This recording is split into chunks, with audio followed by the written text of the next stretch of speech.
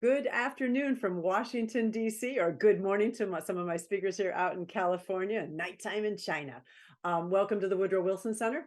My name is Jennifer Turner, and I direct the China Environment Forum at the Wilson Center. I've been there 23 years.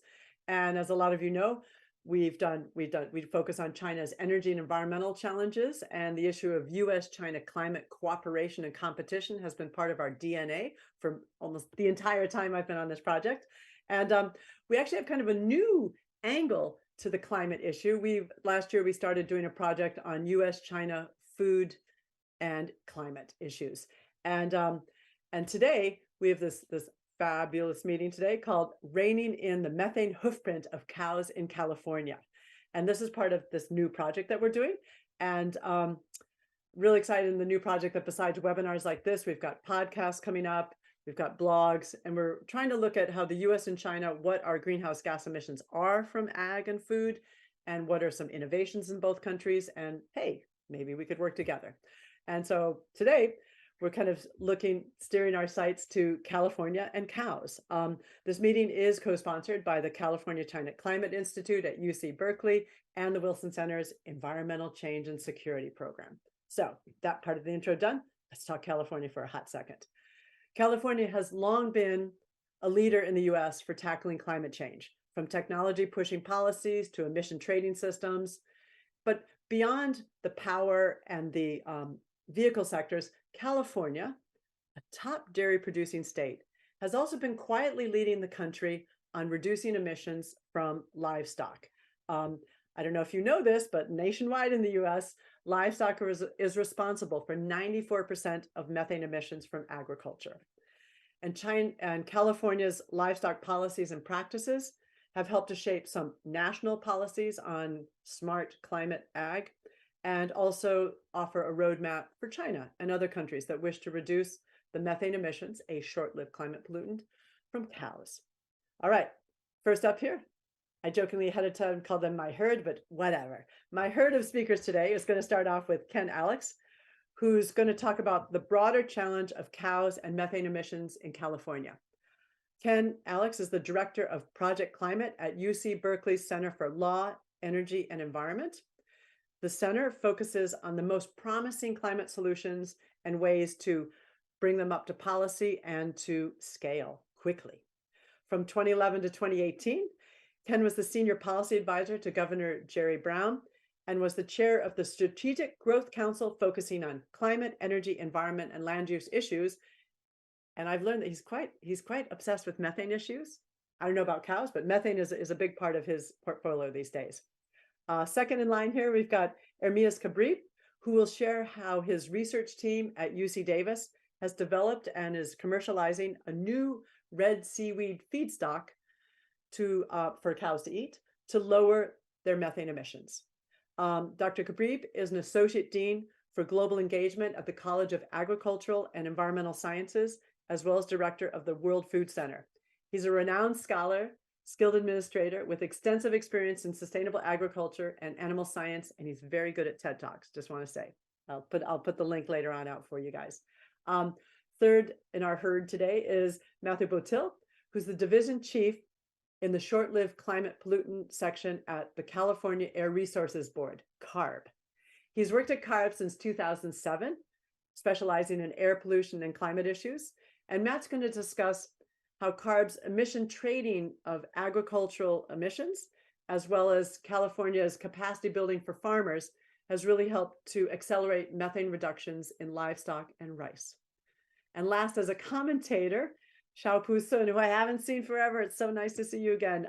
She's a senior China counsel at the Institute for Governance and Sustainable Development here in Washington, D.C. She has over a decade of experience working on short-lived climate pollutant issues in China, kind of looking particularly at HFCs and methane and how China could be reducing them through national laws, regulations, etc. So she has her hand on the pulse of what's happening on methane in China. So she's going to be making some comments on what is going to be the methane action potentially in China, and is China poised to take steps to act on cow methane emissions? With that, I'm going to take the virtual mic and pass it over to Ken Alex, who can You can share your screen and we can start the talk. Want to point out to all you lovely people out in the audience who I can't see, but I sense you are there. If you look below the streaming screen, you'll see a little widget where you can submit questions. Start submitting questions now. And as the speakers talk, you can submit one every 10 minutes and let us know who you are. So Ken, you want to make that full screen? And I think that I'm trying here. Yeah. Why am I not seeing full screen? If you go down to the bottom right of your that little tiny little screen thing, over a little bit more to your left, keep going to the very bottom, that little box. Oh, too far, a little bit more to the right, one more. That's it. Click. Huh. Okay. There we go. We got it. All right. It's only been 4 years on Zoom, and now I know what that means.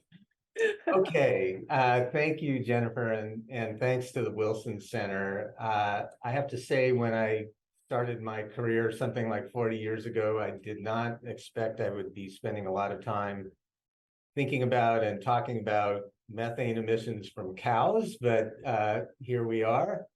And I will say, over the last few years, and particularly the last year and a half, the focus on methane and other short-lived superpollutants has really increased very substantially, and I think it's a good thing.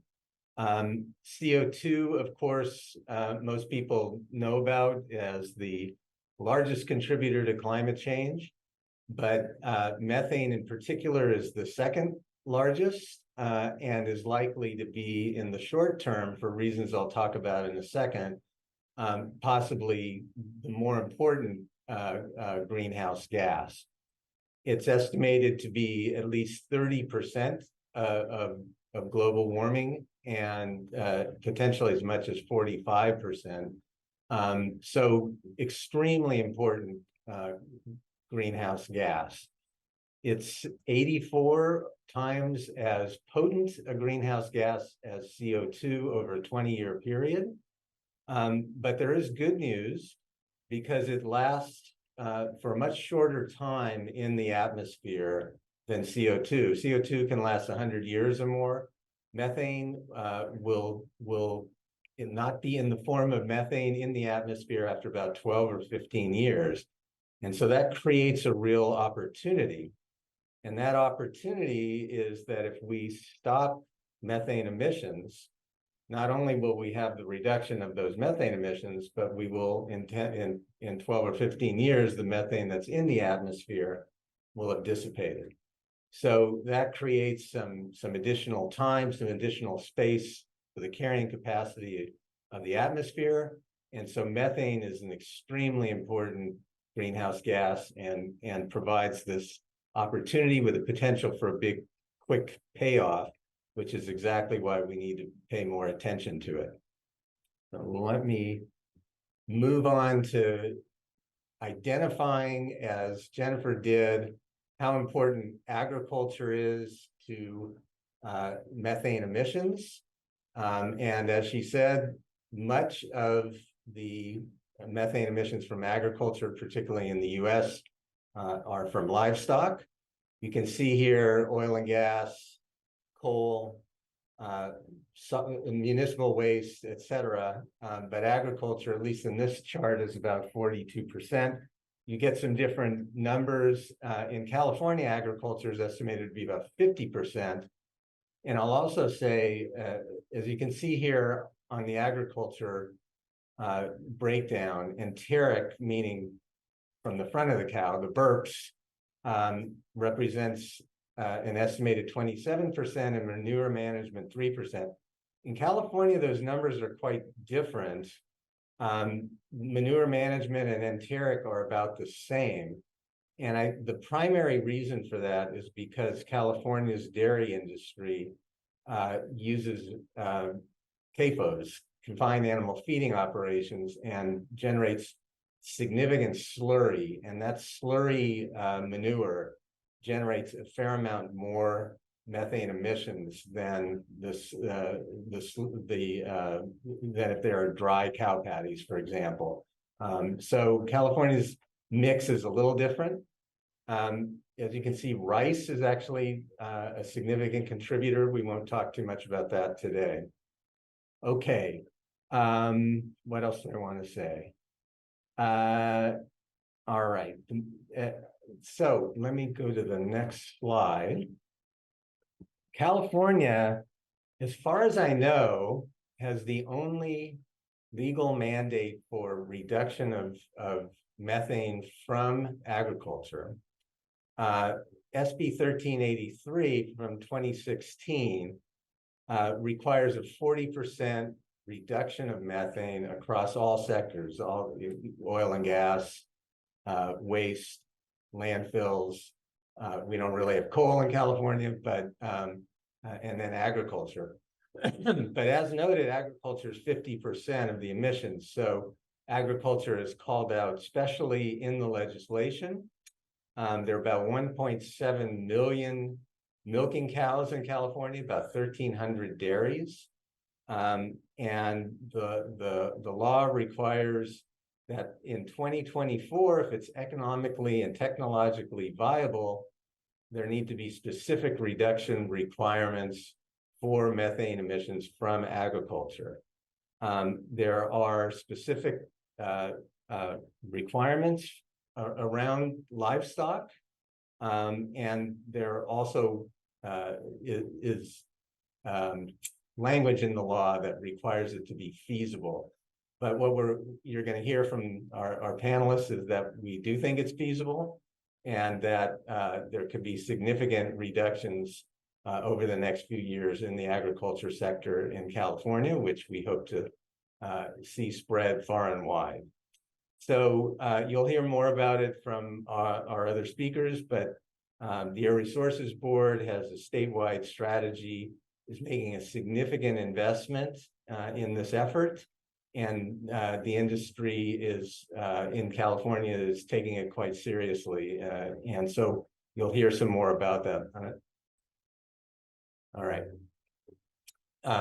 And our speakers will talk more about the specifics of this, but just to set the plate here, and the approach on enteric emissions is primarily around diet modification and feed supplements. There are some other approaches, but right now those are getting the most attention. For manure, dairy digesters, which capture methane and then are able to reuse the methane in the form of natural gas. There are other approaches, and dairy digesters can be controversial, and I'll mention some of that controversy in a second. There is a fair amount of work being done, particularly UC Davis, but other places as well, also in China, around figuring out how to make rice a lesser source of emission. All right, I want to mention briefly some of the challenges, because as usual, any effort around climate change is often complicated and complex. And of course, methane is no different. As I note, it's a diverse and complex industry. There are community impacts, particularly from confined animal feeding operations. Basically, you have 30,000 head of cattle in a confined area, producing massive amounts of waste. The difficulty here is that when you have CAFO density, it's actually easier to control some of the methane emissions, both from dairy digesters and actually the feed supplements and additives. But it also impacts local communities.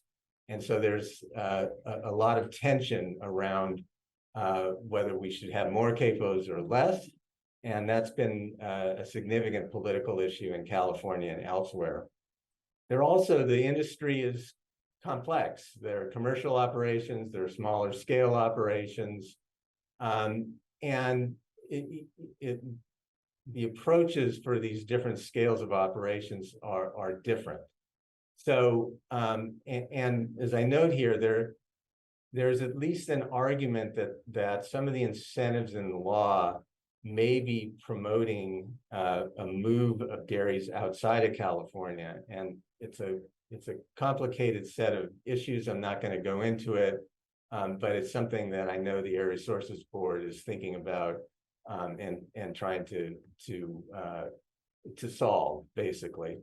So there are a series of issues. Some of them are reasonably easily solved. Some of them are more difficult. And some of the things that need to be studied include what the impacts to animals and human health of the change in feed and the change in approach, and does it change meat and milk quality? So I wanted to just identify some work that we've been doing to create a sort of the outlines of a protocol or a framework for commitment to emission reductions, and just note that there are 6 pieces that we think are essential for any jurisdiction that wants to seriously undertake reduction of methane emission. The first is to do an inventory, which yet again turns out to not be so simple. It's not as simple as counting the number of head of cattle, but that is helpful. That allows the jurisdiction to determine baseline emissions and to set an emission reduction goal. From there, it becomes a more straightforward effort to identify emission detection and control strategies, sometimes called LDAR, leak detection and control.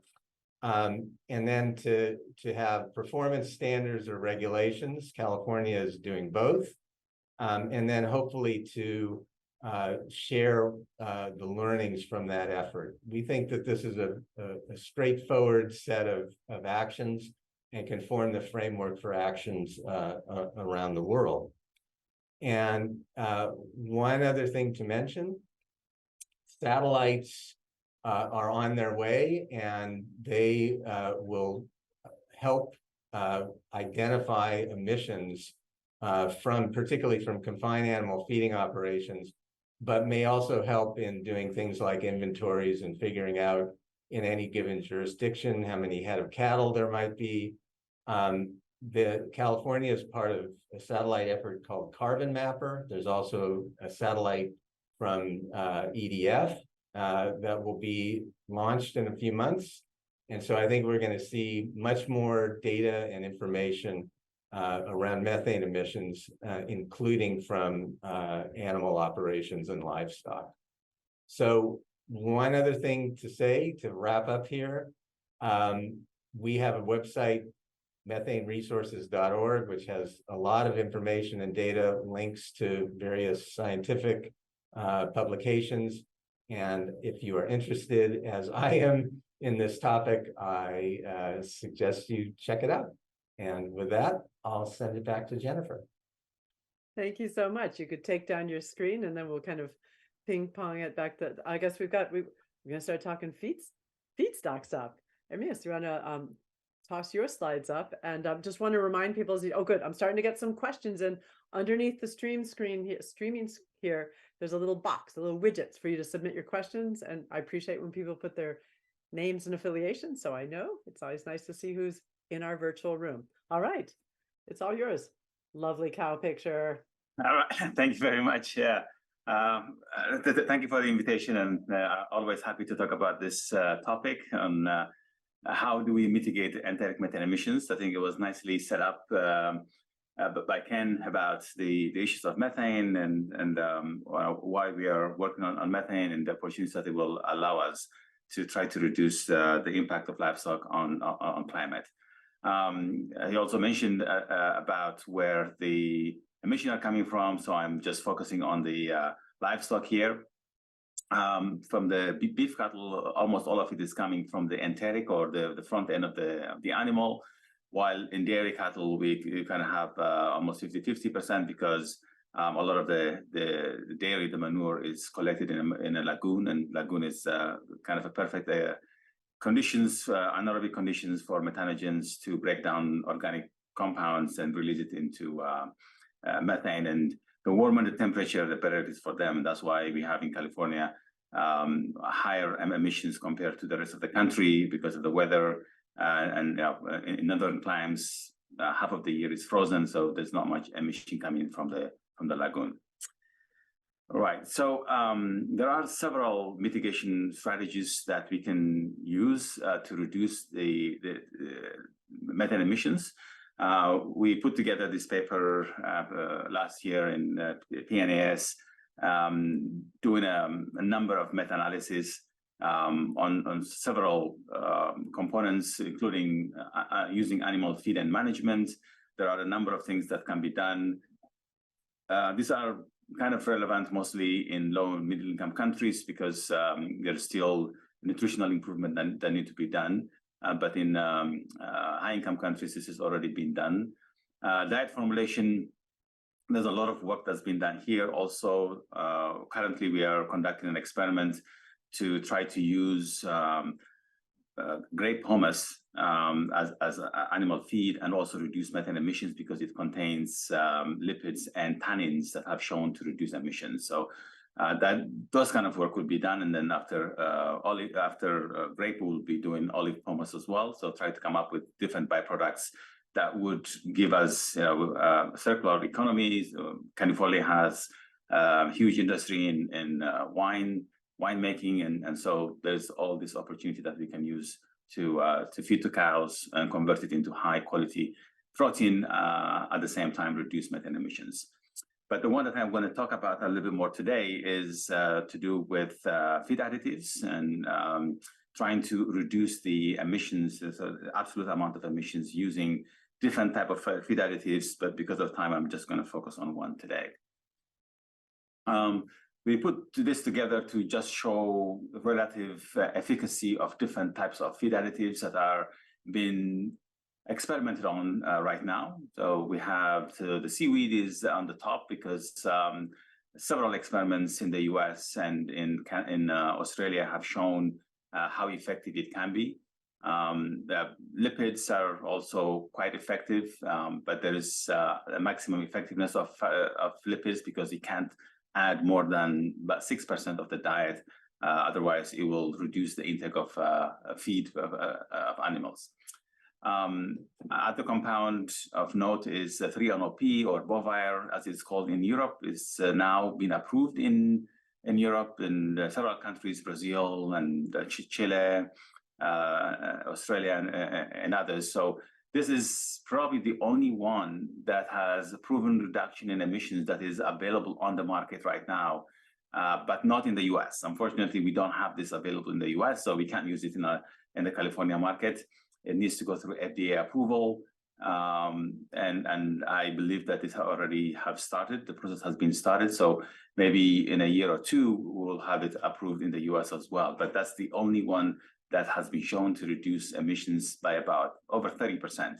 And that would help with emissions. Unfortunately, it doesn't increase productivity. So there has to be some sort of incentive in order to be able to use that. And the rest, and the number of secondary plant compounds that have also been shown to work. But right now, the data is very inconsistent, and sometimes you see good reductions and sometimes you don't.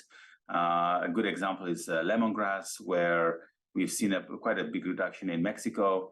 But then when we did it here in California, we didn't see that reduction at all because the lemongrass grown in California and in Fresno does not have the levels of tannins and phenolic compounds that have been shown to reduce emissions. So you have to be very careful. The active ingredients within the plants have to be in high enough quantity to elicit the reduction in emissions. So this area is really active at the moment. There's a lot of work that's been done.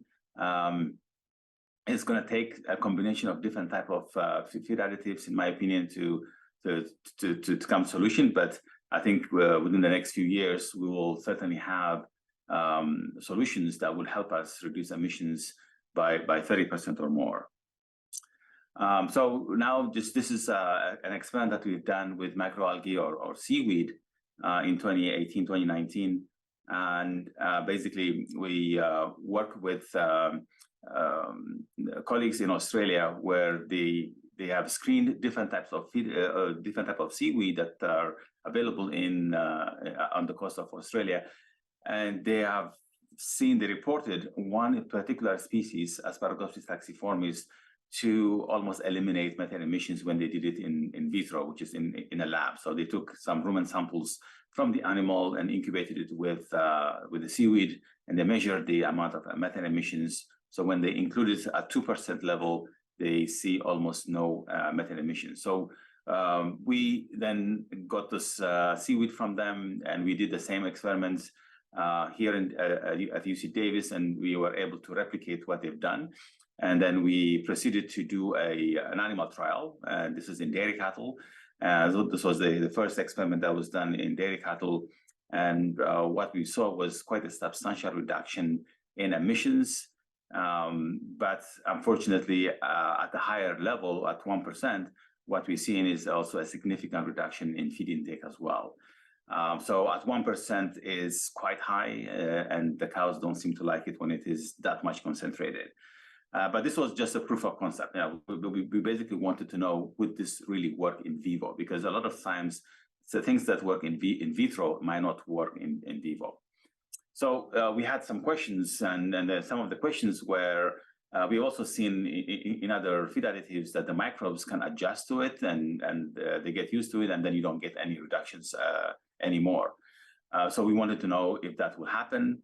We also wanted to know if the seaweed will be stable, can we store it for a long period of time? We wanted to know if there is an effect on the product, on milk taste, on meat taste as well. And then we wanted to know if there is any effect on the animal health and productivity as well. So we devised another experiment. This time it was for about 5 months, so about 21 weeks was the experiment. And we had 3 levels. So we reduced the level from the top 1% to 0.5%. So our maximum dose was 0.5%, so that we don't have the issue of palatability. So what we measure the methane emissions, and what you see here is the methane emissions of beef cattle without any supplements. And you notice that there was a drop after 12 weeks, and that is because of the diet. The first 12 weeks, they were given a high forage diet, and high forage diet is associated with high methane emissions. And then towards the end, they have high concentrate diet, which we know also reduces emissions. So this is exactly what we would expect to see from animals that have not been supplemented with anything.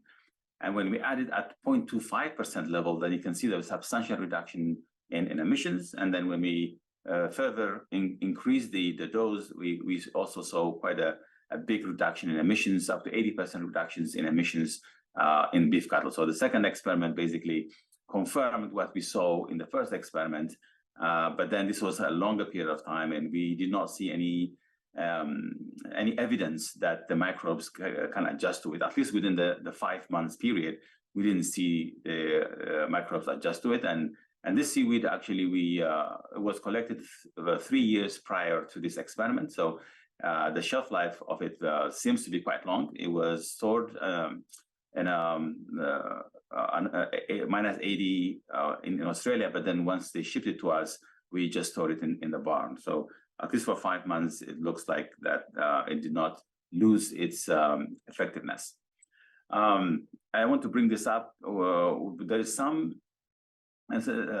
evidence that show that if you don't need to give this on a daily basis, if you actually give those inhibitors at the beginning of life, so in this case, before the rumen is fully developed, and then you stop, you can get the benefits up to a year in this case, potentially even more than that. But at least for a year, we see that you don't need to give it on a daily basis. And this is very important because for animals that are in grazing or on pasture, you don't see them on a daily basis, particularly beef cattle. I mean, dairy cattle, they come in for milking, so you can give them. But for beef cattle, which is the majority of animals, then we need something that we don't have to give it on a daily basis.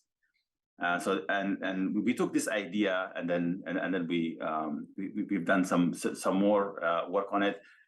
There's a lot of information on this, but I wanted to point out that we put together this very deep analysis on methane. So anything you want to know about methane emissions in livestock and rice systems, it will be published on September 13th by FAO. So I co-led this initiative with FAO, and we brought in about 50 or so experts on methane issues, basically. And so this document should be a really good resource on anything about methane in agriculture. So very recently with the UC Berkeley and UCSF, we got this grant of $70 million to work on using CRISPR to cut methane emissions from cow guts. So basically, this is we're trying to engineer microbes so that they would not produce as much methane, and then giving them to calves at early stage so that they can establish in the rumen, and then when they become adults, they will have a substantially lower methane emission. So this is kind of a wild idea, but that's why Ted Audacious had to do this. This is a donor-supported kind of project. It's a 7-year project. UC Berkeley will be developing the tools. So we're going to be doing the CRISPR tools for editing microbiomes at the population level, which does not exist at the moment. And then that technology will then use it first in vitro. So with my colleague Matthias Hess, he will be doing in vitro tests, and then I'll be doing the in vivo test. So hopefully, in the next 6-7 years, we will have something that would fundamentally change the way that we'll see methane emissions, and we may be able to not only get rid of it, but also improve productivity. So again, it's a very bold idea.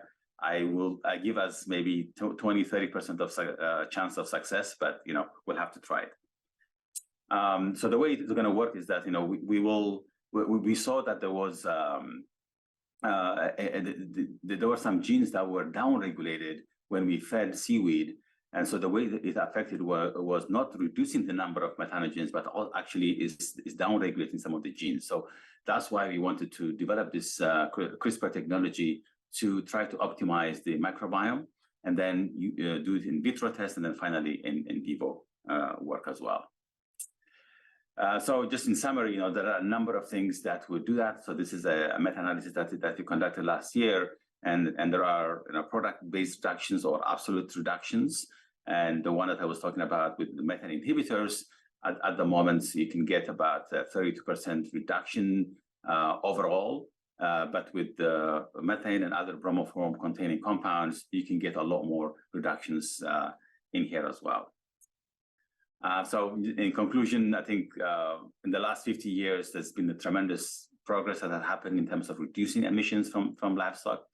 Now, moving forward, we have a lot of options available to us. Particularly, we have feed additives. Some of them have been approved in other parts of the world, and hopefully here in the US soon as well. But this is a lot of it's on the research phase. A lot of research going on at the moment, and I think by end of this decade, we should have tools that would help us reduce emissions quite substantially. Thank you.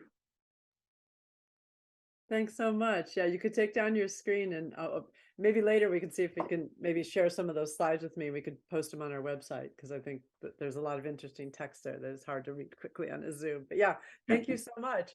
And Matthew, you want to share your slides? And again, reminding people in the audience, I've gotten a few questions already. Please start submitting your questions for my speakers. It's always fun to get good questions out there. Thank you.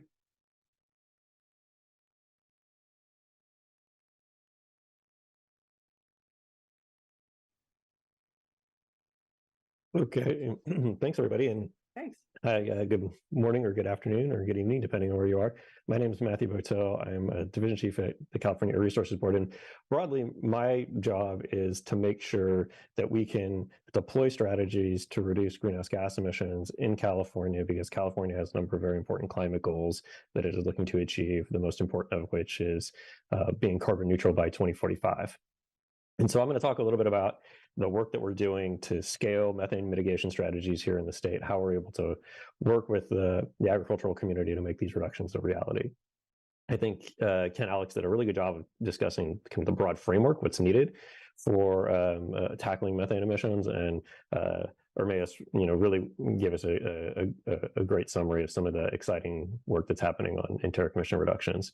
So I'm not going to spend a ton of time talking about this, but broadly, methane emissions in California represent about 9% of our total greenhouse gas emissions inventory, but they have an outsized impact on climate, as Ken pointed out.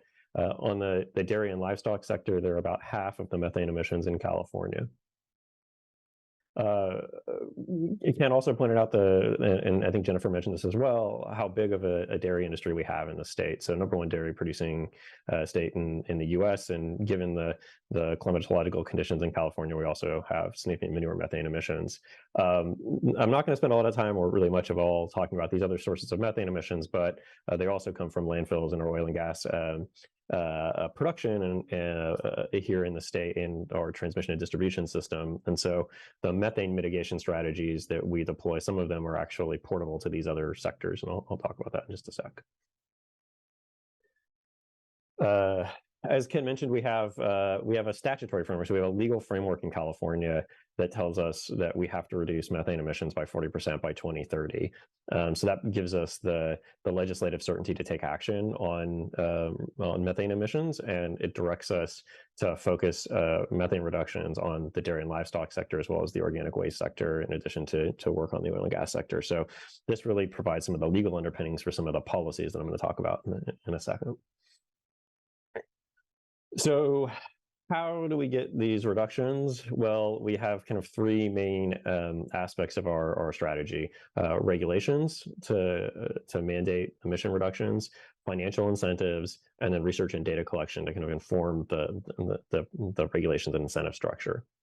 So as far as the regulatory structure goes, for other sources of methane, landfills, oil and gas, we have direct regulations that are in place on those sources to reduce the emissions. On the dairy and livestock sector, on the ag sector, we've been focusing on financial incentives. And so that's been particularly focused in recent years on reducing manure methane emissions.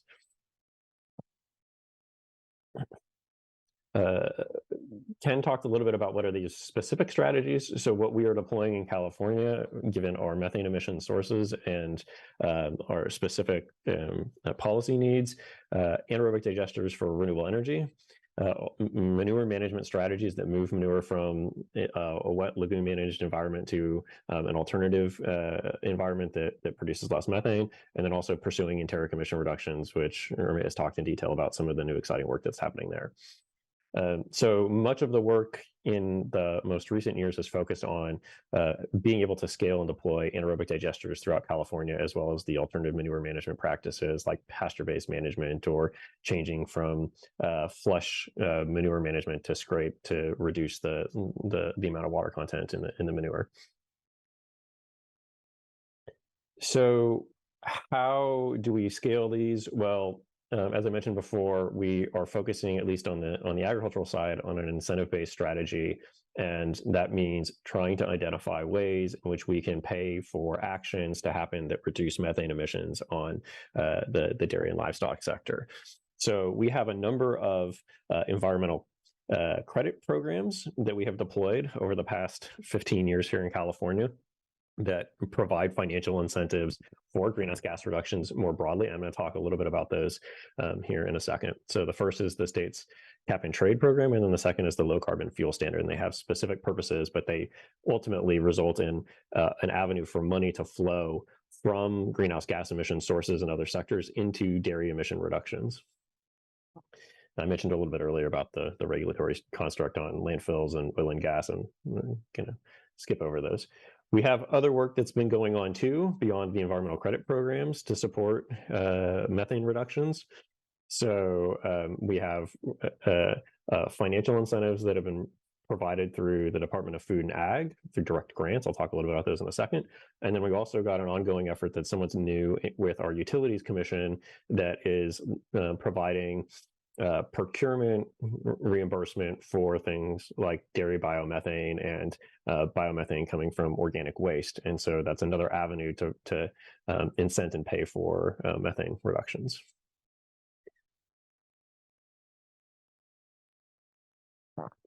All right, so how do we build capacity for methane reduction strategies? Well, it has started with our grants and capacity building efforts at the Department of Food and Ag, And so for a number of years now, California's Department of Food and Ag has been providing direct grants for dairy digester installations, as well as for changes in manure management practices.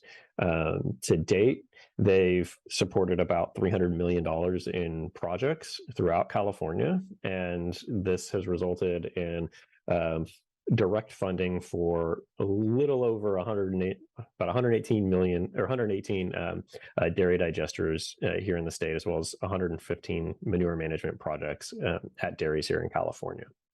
So that money is done on a regular grant cycle where the California State Legislature appropriates money to the Department of Food and Ag. Department of Food and Ag then goes and solicits projects from dairy digester developers or dairy operators on the alternative manure management side. And then through a competitive process, they're awarded funding to start the construction of these dairy digesters or change their manure management practices. Given that these are grants, then they're technically complicated to apply and then ultimately build a dairy digester or change your manure management practices. If you're a dairy farmer, you're focused on how do I produce milk? How do I do it efficiently? How do I do it at low cost? The state has provided additional resources to help get product developers and the dairy farmers into these programs via what we call technical assistance, which is really, hands-on assistance from state or nonprofit or industry or academic institutions to help the dairy farmers and the product developers apply for this money and go through the process of actually being awarded and ultimately building the projects. That technical assistance is also complemented with a fair bit of outreach directly by the Department of Food and Ag. They do regular meetings and workshops to make folks aware of the funding opportunities and to make sure that there's an opportunity for feedback on the grant funding guidelines so that the program can evolve over time based on needs. So that's kind of step one. It's getting people familiar with the technology, the methane mitigation approaches, dangling the funding in front of them to say this is a big opportunity to be able to change some of your manure management practices and to install things like an anaerobic digester to produce renewable natural gas and get them into the process and actually, starting to apply or be awarded funding for what I like to call kind of like the capital expenditures, the initial outlay that is needed for some of these projects. So a dairy digester can range from $5 to $20 million, depending on size and kind of design elements. And that's a big cap outlay. Those grants help really get over that initial hurdle of the price tag. The next step is how do you make sure that those methane mitigation strategies continue into the future and that we don't just do something like pay for a dairy digester, for instance, and then, a year or two down the road, it stops operating because maintenance breaks down or the dairy farmer doesn't want to continue to operate this thing because they're focused on milk production. So how do we keep an ongoing revenue stream to make sure that these products continue to produce the methane reductions that we need in the state to achieve our climate targets? We've got two main programs. So the first is the state's cap and trade program.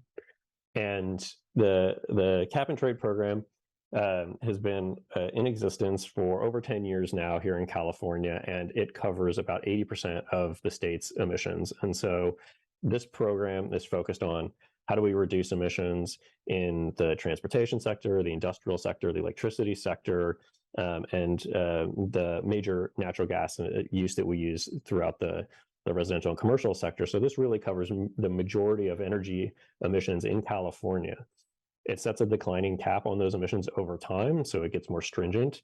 And in order to comply with the cap and trade program, regulated entities need to either reduce their emissions through things like becoming more efficient or fuel switching, or they can buy a limited number of offset credits, and those are emission reductions or removals that happen outside of the energy sector.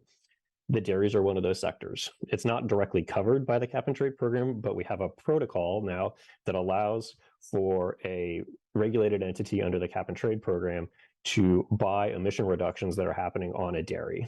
And so we've got a number of statutory requirements around how these offsets have to operate. So they need to be real, they need to be real emission reductions, they need to be verifiable. We need to be able to send somebody out to the field and say like, yep, that digester is working and it's producing gas and it's capturing methane. They need to be permanent, so we need to make sure that those emission reductions don't get reversed over time, and enforceable. We need to actually be able to take enforcement action against those offsets if something were to happen where we lost those emission benefits. So this offset market that we've developed over the last 10 years means that as a dairy digester, for instance, is operating and capturing methane and turning it into electricity or to biomethane, a dairy digester product developer or the dairy is able to get ongoing offset credit revenue generation through the sale of offset credits to the parties regulated under the cap and trade program. That means ongoing funding streams to support the ongoing operation of that digester. What it also means, and I'll talk a little bit more about this on the low carbon fuel side as well, is that product financiers are able to now come to the market and say, I see that there is a revenue generation mechanism associated with dairy methane mitigation. So now I'm willing to put a little bit more capital in the upfront installation and loan that for the project to be built with the expectation of some revenue payment coming on the back end. Something else that I'll flag really quickly is that we also, on the state side, through the cap and trade program, we auction a percentage of the emissions permits that are given during the program. It's kind of a complex mechanism. I can talk about it if there's questions. But the bottom line is that through the cap and trade program, both in this offsetting mechanism as well as through the auction of emissions permits, the state's able to raise some money. So we have raised over $22 billion over the course of about 10 years now through the cap and trade auction process. And a little over 300 million of that has gone to dairy methane reductions. That's how we pay for those grants that I mentioned earlier that Department of Food and Ag is providing. And that's also how we provide that technical assistance. It's through money that's raised through this auction mechanism. All right. I may have gotten a little ahead of myself. Here's a picture of a digester in case anybody's interested in what it looks like. It's a covered lagoon. And this is kind of the context in which the offset products operate. And you can see at the bottom, we've produced 8.9 million livestock offset credits to date. So that represents 8.9 million greenhouse gas removals or reductions that have happened. So that's metric tons of CO2e reductions from the methane that we've captured. So I'm going to talk a little bit more about the next program, which is the low carbon fuel standard. So in addition to the state's cap and trade program, which covers, as I mentioned, 80% of the emissions from electricity, industrial, commercial, transportation use, we also have a more targeted program on the transportation sector, and that's the low carbon fuel standard. So the purpose of the low carbon fuel standard in California, it's a regulation, it is to reduce the carbon intensity of the transportation fuels that we use. So that means that we've created a market to incent the investment and the production and the deployment of fuels using the transportation system that are lower greenhouse gas emitting than traditional gasoline, diesel, compressed natural gas, et cetera. And so through this program, we assign what are called carbon intensity scores to every transportation fuel that is provided into California based on a life cycle assessment. So we look at what are the greenhouse gas emissions needed that result in the ultimate production, delivery, and end use of any given fuel in California. So via the regulatory mechanism, we then set a declining carbon intensity benchmark for the entire state. Our current target is 20% reduction in the carbon intensity of all transportation fuels used in California by 2030. We're looking at actually making that more stringent because we've actually been more successful than we expected on declining the carbon intensity of our transportation fuel use here in California. That's that green line here. The black line is our estimated or projected progress, and then the regulatory reductions that we require here in carbon intensity in our fuel pool. The green line is what we've actually been able to accomplish. So what this means is we're getting increasing volumes of things like renewable diesel, biodiesel, ethanol, electricity, hydrogen, sustainable aviation fuel, renewable gasoline, and then also, and kind of what I'm going to talk a little bit more detail about, biomethane to be used, all of these fuels to be used in the transportation fuel pool here in California. And this is, like I said, this is displacing traditional gasoline and diesel use in California. So similar to the offsetting mechanism under the low carbon fuel standard, what happens is if a dairy is looking to generate biomethane from its operations, it can generate that biomethane and generate credits under the low carbon fuel standard and sell those credits to compliance entities under the program. And I should, let me go back here really quickly. I'm going to talk just a second here. This deficit generating fuels, this yellow line, this is a construct of the program where if your carbon intensity of your fuel is above this declining benchmark, you generate deficits and you have to match those deficits with credits. So the simple way to think about this is if you're a petroleum diesel producer and you're producing diesel and you're selling it into California, you're going to be generating deficits. In order to stay under the carbon intensity standard that is set in regulation, you need to go out into the market and buy credits from a credit generating fuel, and a credit generating fuel in our example is renewable natural gas coming from dairy biomethane. So in this way, we've been able to create another financial incentive for dairies to install a digester to generate renewable natural gas to be used in a transportation fuel pool, and then sell credits to deficit generators like the diesel and gasoline producers in California. This program has really taken off in the last couple of years, and so we've seen a huge influx in fuel production applications to CARB from dairy and swine manure. This is a program that allows for any dairy in the U.S. to participate in it if it meets certain conditions. And so we've got about 120 total dairy operations participating in the low carbon fuel standard, producing renewable natural gas and either injecting it into a pipeline for use as a displacement of fossil gas, or generating electricity to charge EVs in the program. So about 120 projects nationwide, 50 of those or so in California. And many of those 50 had also received those upfront capital grants that I mentioned earlier from the Department of Food and Ag. So the last piece that I'll talk about on the kind of the research and monitoring, and Ken and Ermias did a really good job in discussing this. We also, need to be able to improve these policies over time to understand the impacts that these policies are having, understand the benefits and impacts of deploying things like renewable natural gas and dairy digesters in the state of California and the manure management practices. So we've got ongoing efforts to improve the overall greenhouse gas quantification of emissions from things like enteric emissions, as well as from the dairy operations more broadly. We're doing additional studies on the changes that these digesters incent on things like digestate usage, ammonia and N2O production from digester use, as well as any potential criteria pollutant issues that may come up from things like the gas cleanup equipment or the engines used to generate the electricity. And then we're also doing a significant amount of monitoring to see how effective our policies have been in addressing methane emissions. And Ken mentioned the upcoming deployment of satellites. The California Resources Board, in conjunction with Planet and a number of other entities, have initiated a process to launch a couple of satellites by the end of this year to be able to detect methane plumes from dairies, landfills, and oil and gas infrastructure. And this gives us an opportunity to take these snapshots to see where are some of the biggest methane plumes coming from in the state. And, if it's happening in an area that has a digester, maybe it means because there's a leaky valve or there's a rip in the cover, and we can send somebody out to go address those methane emissions.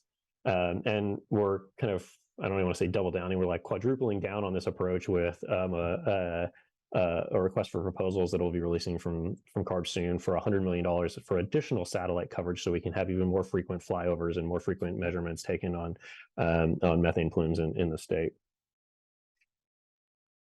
All right, I'm almost done. So the last question is, after all of this, all of the research, all of the policy interventions and the development of these programs, where are we right now? Well, last year we did a kind of a state of the state with respect to the methane emissions from dairy and livestock to see how we were doing towards our 1383 targets, which is our 40% methane reduction targets. So the data here actually is kind of a snapshot. If you look at where we are 2021 and 2022, this graph reflects all of the projects that we were aware of at the time we did this analysis and the methane reductions that they would be resulting in. And so you can kind of see the significant impact of the dairy digesters that are being deployed from a methane reduction standpoint. We found that we were about halfway to our methane reduction targets in 2021, 2022 that we needed to get to for 2030. So we still need more projects and we need more methane reductions. This projection going forward to 2030 basically is a line that shows like, what if we stopped? Like, what if we stopped deploying additional projects? Where would we be in hitting our targets? And we found that we would be about halfway. So we're going to need more methane capture and more methane reduction projects in California, which is one of the key conclusions. And we're going to need those to be able to hit carbon neutrality by 2045 as well. So one of the things that I'll leave everybody with is that the incentives have clearly worked.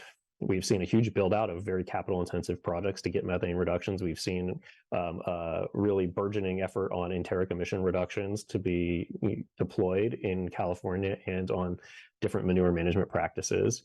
On the credit side, we've saturated the CNG market in California with renewable natural gas in the transportation fuel mix. So we don't combust any fossil-based compressed natural gas anymore without at least having a renewable natural gas matched to it.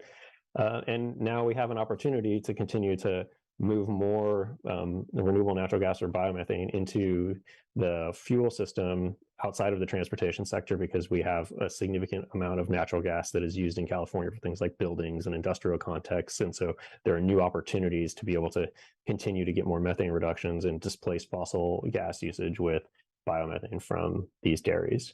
So that's the next kind of frontier that we're going to be looking at. And that's it for me. Awesome. Well, that was quite a tour of all the good stuff that's happening in California. I'm already getting some questions, other questions coming in, but maybe just real briefly, Xiaopu, I mean, you knew some of the stuff, maybe there's something new for you today, but can you talk a little bit about, you know, because I think one of the questions that I'm getting in and that I had is like, well, look at the successes in California. Like, you know, there's a roadmap for how China can move forward on methane emissions from dairy. But can you tell us a little bit, where is China right now on their methane action? They said at the last Glasgow meeting that they were going to do an action plan. Talk a little bit, kind of, you know, reacting to the things that you heard today, and just talk for a couple of minutes on that, and we'll open it up to the group. Yeah, thank you, Jennifer. So I'd also like to start with a little bit of methane data for China, although I know the audience probably know better than me on that front. So for China, according to Chinese government official data, in 2014, about 40% of methane emissions are from the agricultural sector, within which almost 60% are linked to the livestock emissions. Or in the more recent research has shown that, of course, the emissions are not surprisingly on the rise. But in 2019, particularly based on the satellite data, the emission of methane has increased by 20%. The livestock emissions increased by 37%. This is 2019 compared to the 2014 inventory-based Chinese government data. So clearly there's an urgent need for the Chinese government and for the stakeholders to act on methane emission reduction. As Jennifer indicated, in 2021, in the US-China Glasgow joint declaration, China committed to issue before COP27 a national methane action plan. The last update we have openly, at least, is last year during COP27, the China Special Envoy on Climate Change, Xie Zhenhua, announced that China has already completed this draft national action plan to control methane emissions from all the key sectors: energy, oil, gas, and coal, waste, and agriculture. Although he also mentioned that because of China's ability to control methane emissions remained relatively weak, The plan focuses on some preliminary goals, such as improving the monitoring capacities, the MRE, strengthening the MRE system, and promoting the resource utilization efficiencies, which is essentially, change waste into resource reuse. And it's another way to promote incentives for the industries and stakeholders. On the policy side, it's very fascinating for me to listen to all these panelists talk about, there's regulatory efforts, there are incentives, there's the R&D front. Well, broadly speaking, the good news is, I guess, in China, for each of the methane emitting sectors, China does have policies in place that either directly addressing methane emissions or indirectly contribute to methane mitigation.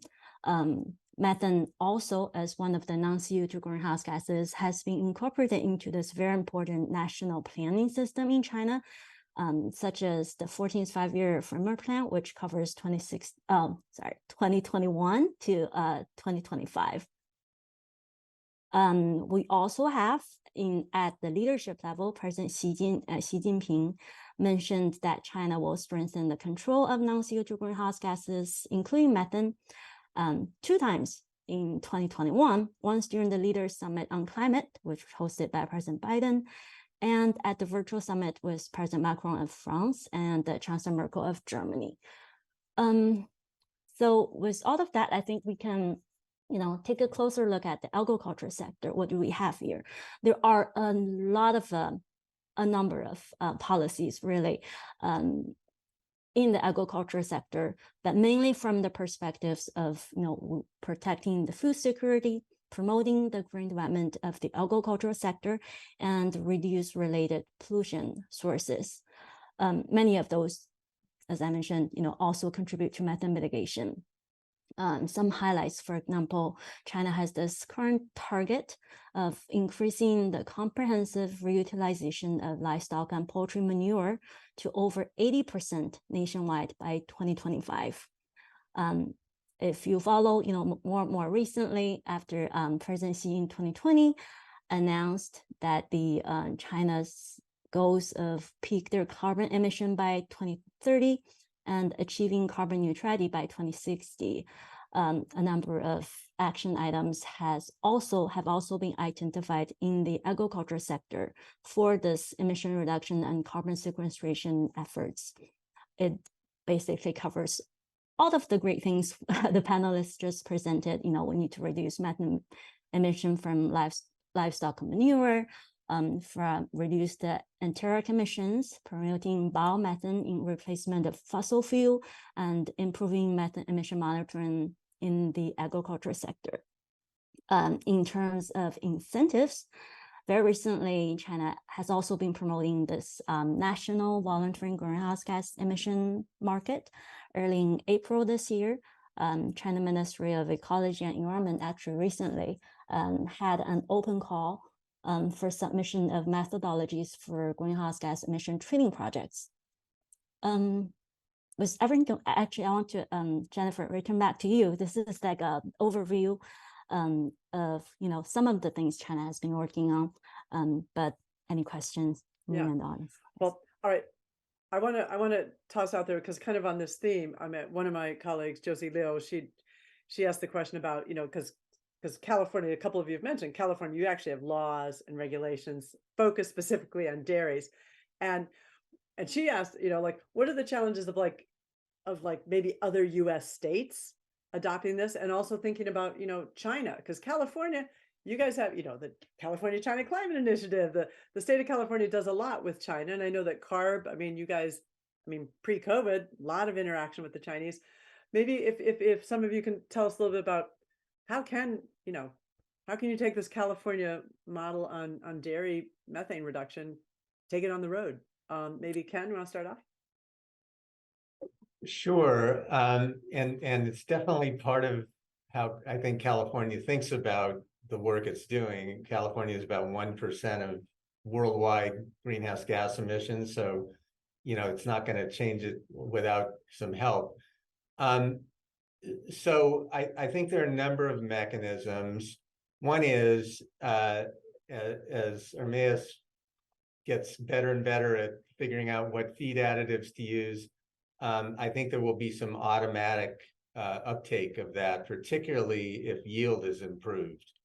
And that's a pretty amazing piece of this, that as some of the emission reduction is achieved, we're also seeing increased yield. So I think some of that will just occur naturally, and that I think will spread pretty quickly once it's established. You also have to, if it's red seaweed, for example, you're going to have manufacturing, I suppose, of the seaweed at a commercial scale. And I know there's some effort around that in Australia and a little bit in California. California does a lot of work with the U.S. Climate Alliance. So that's a group of something like 25 states that are trying to do more. This is a very good topic for them. California also helped start the Under 2 Coalition, which is a worldwide group of subnational governments. I think there's a big interest in working with Chinese provinces as soon as the methane action plan comes out in China. So we're all waiting for that to happen. And what about, well, I mean, as you just mentioned the seaweed, and maybe as you respond, I did get a question from another Wilson Center colleague who was asking about a little bit about the supply chain for, like, particularly the seaweed. I mean, for scaling up, I mean, is this a great opportunity? But I caught on, when you spoke, the issue I hadn't thought of, but that, maybe not all seaweed is created equal. So can you tell us a little bit about that? About, so answer two questions at once about scaling it up and getting to China and, seaweed quality.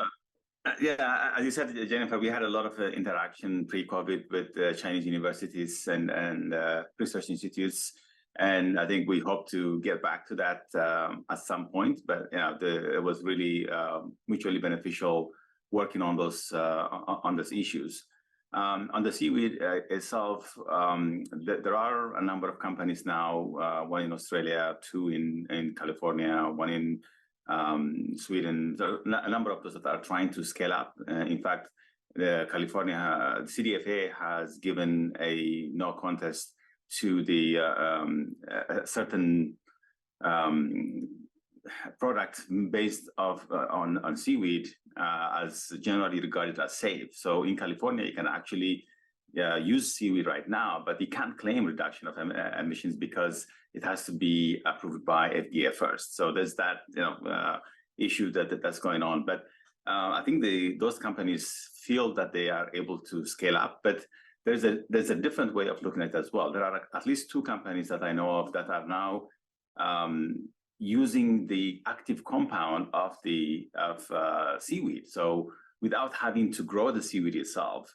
There's a company in Australia called Ruminate that are synthetically producing bromoform and stabilizing it, and now infusing it into oil and using that as the delivery mechanism to the animals. And they tell me that the palatability is no issue. In fact, they actually prefer the food that's been laced with this bromoform. So there's a different way to look at it. So that could really change the game. But the issue with that is right now bromoform is considered a carcinogen. So how do you make sure that it is at the level that So there's a lot of research that needs to be done to make sure that this is done in a way that helps the environment and people who are consuming it and all that. So, but there are a lot of options that are coming up, and China is a big player in agriculture.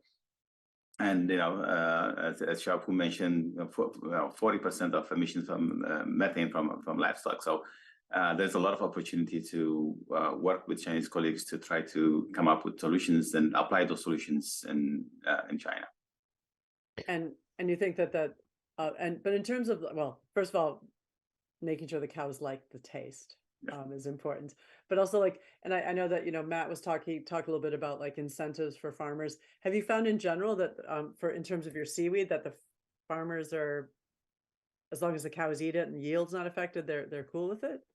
Yeah, absolutely. I think in the dairy farmers in California actually are pretty open about it. In fact, they are pushing to get a protocol approved by CARB. So we'll see if that happens. But they actually want to have this available so that they can use this to help meet their requirement to reduce emissions as well. So I think from dairy farmers' perspective, this is something that they would like to do.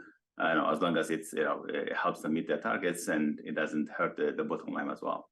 Yeah, and I was gonna, Go if I ahead. could Go just, ahead, just Matt. jump in there too. Yeah, because I think the question is kind of rooted in like, how do you get the dairy farmers or the industry to actually want these types of methane mitigation strategies, right? And there's a couple of things that are going on in California. So obviously, we're a very environmentally conscious state, and so there's a natural tendency to be focused on how can we get some environmental benefits in these various different practices. But the ag industry, the dairy industry in particular, they're going to push back on things. They're going to add costs to their operations or going to change their production process because they're focused on how can they make milk and how can they do it efficiently. So having a statutory framework in California that says we are going to reduce methane emissions, that's a start. But that was a political process that required, getting legislation through California's system of government, which meant that the industry had to also have an opportunity to weigh in on what could, their strategy be under that legislation. So they focused on, well, if we're going to put this emissions reduction target in statute, we need incentives. And that's kind of how we've, started with this incentive-based approach. But by having that target in place, like Ermias mentions, now you've got more willingness to adopt things like enteric strategies to make sure that they can deploy those because they're seen as less costly to their operations and maybe even have some additional benefits for dairy and meat production. And then doing something like a $10 or $20 million dairy digester. And so there's a push by industry now to get these practices put in place. And so on the kind of policy side, we're keeping an eye on to see, are additional incentives going to be needed for something like an enteric solution, or will the industry willingly adopt it because we've already got, some momentum from the industry to actually pick these practices up. There are a few other things that are really key to this. One is milk buyers are and beef buyers now are actually looking for more sustainable purchases of their products, for their milk or their beef, and so they're actually pushing the suppliers to cut their emissions too, and to be able to show that through voluntary measures. These are like environmental and sustainability goals that the milk producers are putting in place, and so that's also driving the dairy farmers to try and find ways to cut their own emissions voluntarily, because there's a kind of a voluntary demand for having more sustainable dairy and milk, or dairy and beef production. And then the last thing that I'll flag is just the money that's coming from our credit programs that are going into the dairy farmers from the production of biomethane and electricity from the manure management strategies. That has created a kind of a cottage industry of folks that are saying, like, look, this is working. Like, we're getting, payments for the milk production. We're getting payments for the energy production. This is making sure that we can cut our emissions, and it's giving us another revenue stream to be able to look at. And so that's created support to deploy more of these programs more broadly. And that, in other states in the U.S. now, they're looking at things like, RNG procurement mandates, or things that will support electric vehicle charging off of biomethane. And so that's created an environment of industry support for these types of policies as well, because they're seeing the revenue coming in. I was actually thinking, I think Xiaopu would agree that low carbon fuel standard incentive, I think that could fly in China. I mean, because they're so focused on clean vehicles.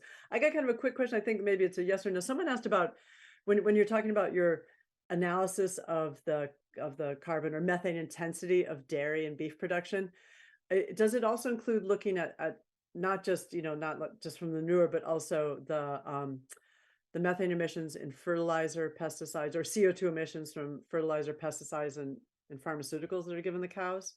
Or is that too detailed? Does that make sense? No, it's not too detailed. I don't have an answer to this one.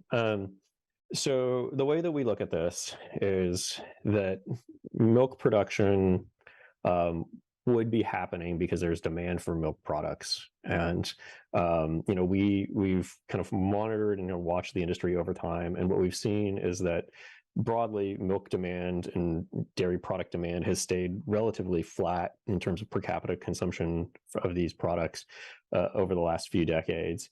It's changed in terms of whether it's like, milk or like cheese, but broadly, like the demand for these products has stayed relatively flat. And so these, the dairy production results in this milk production and dairy production that results in the manure that results in the methane emissions. And so when we look at how do we calculate the carbon intensity of dairy RNG, for instance, we approach it from the perspective of the methane would be happening, but for some of these policies to capture the methane. And so we assess the carbon intensity based off of from manure production to going into a lagoon, to capturing that methane, to purifying it, to cleaning it, to injecting it into a pipeline, and then used into transportation fuel. So everything that happens to get to that manure, like the feed needed to produce or the feed needed to go to the cattle, the dairy operations, that's outside of the carbon intensity evaluation because that would be happening as part of the milk production pretty much anyways. And it would be too dang complex. Come on, we gotta be honest with that. So, it's pretty complicated already. It's already pretty complicated, yeah. So, I don't know if do any of you have a question for each other, or Xiaopu, another final comment because we're winding down here. I still have more questions. That's what I'm trying. Xiaopu, anything else you want to add, or? I guess that just, as I already mentioned, I think there's huge opportunities for collaboration between California and China, and also as Ken highlighted, the subnational collaboration opportunities. We do hope that moving forward, China's National Action Plan on methane will help us shed some light on how China going to address methane, but also start this road of building this comprehensive regulatory framework for China to address methane emissions, as well as, coordinate with all of the other policies and targets governing those sectors. So I really hope that, with the audience and with Jennifer Center, this is the starting of our conversation and collaboration. Yeah, I feel like California is going to be the first contact that we can really get the methane conversation going. Can you start us off? Do you have any other quick final comment? I'll go around real quick for you and Ermias. Yeah, I mean, this is one piece of it. Agriculture is incredibly important. And, we didn't get to talk about rice, which is hugely important in China, and waste and oil and gas. So this is one piece of an overall strategy, super important, and lots to do. Very much hoping that when the China's methane action plan comes out, that there will be a lot more potential for collaboration. Well, just so you know, we are plotting a rice and methane meeting next month. We have a podcast already interviewing a lot of folks on rice and methane, and that's super complex too. Let's talk nitrous oxides and methane. But there's some kind of cool stuff. I don't know if you guys heard that there was a Chinese research group that developed this perennial rice, PM23. In Yunnan province, and became Science Magazine's one of the top 5 scientific breakthroughs last year. We got to interview him in DC when he came a few months ago. And he was talking about that he, with his US partners, scientists, US and Chinese scientists are working together. They do see that there is some potential methane reductions that comes from using a perennial rice. I mean, come on, gotta love the scientists coming up with this cool stuff. Ermias, do you have anything, being the scientist here in the group here, do you have anything to close us out? Scientists are going to save us here. Well, I think I'm very, very excited because there's a lot of work that's been happening in this area, and it has been elevated because COP26 they put focus on methane. They put together this global methane hub that has now raised well over $100 million, particularly for agriculture, and they are deploying these funds to solve this issue, be it feed additives or be it genetics or there's a number of things that they are working on. So there's a lot of effort and a lot of funding now available. The USDA has just put out a call, $5 million just for enteric emissions specifically. And there's the Green Grazing initiative that has over 5 million also just for enteric. So, there's a lot of opportunity that's coming up. And I feel that, there's the momentum now. And also there's work that's been done with FDA. There's 3 senators right now working on introducing a legislation to expedite the approval of these things that happen as well. In fact, I have a meeting with them tomorrow. So, I feel like there's really a lot of efforts happening, and within the next year or two, we'll see those those things being deployed. Well, for the record, I have to say that I'm smiling extra big, not only because I do love milk and thinking that it's going to be less methane intense, but that this appears to be a bright spot when a lot of the conversations with climate, I think sometimes with the coal problems and stuff. But yeah, I want to thank you guys, applaud you for the work that you're doing in this space. I'm probably going to have you come back in some form. Definitely want to get your slide deck there, Matthew, just for the record. And yeah, all of your slide decks. But yeah, but thank you so much for coming, and want to let people know, besides in June, July, and August, we're going to be having meetings on not only the rice, but other my God, my brain kind of flew out of my head. Going to be having more conversations on conservation agriculture. We're, the more we've been doing this project, we're finding a lot of, kind of bottom up initiatives in China as well. And hopefully can learn more about what's happening with the climate smart agriculture stuff in the US. Thank you very much, and have a really good afternoon, everybody. And we'll see you soon. Bye-bye. Thank you. Bye.